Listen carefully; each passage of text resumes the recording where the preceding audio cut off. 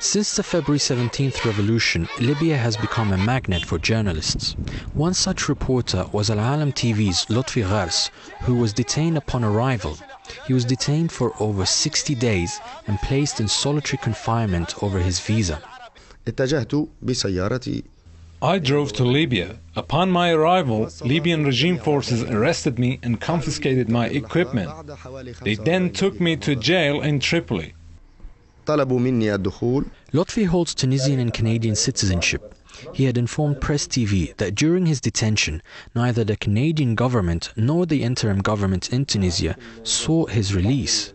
His case was left unheard, even though his friends and family held protests outside the Tunisian Foreign Ministry.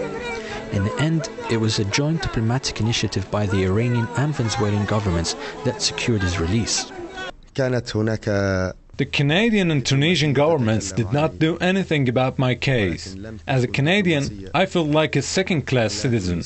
The Canadian embassy said can't do anything for me because there are no diplomatic relations between Libya and Canada. Lotfi also told Press TV that he was in a Tripoli prison with several other journalists. He even expressed his concern for the Egyptian cameraman Majid Abdulrahim. There were other journalists in prison. One of my colleagues was released, but cameraman Majdi Abdulrahim and his assistant are still in jail. Lotfi is now with his family in Tunis, but he has urged journalists to think twice before deciding to travel to Libya. There have been many recent cases of foreign journalists who have been detained, assaulted, or even killed within the Libyan borders.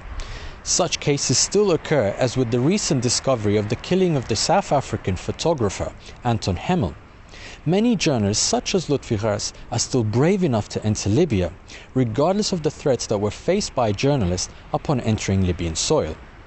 Emil Khatib, Press TV, Tunis.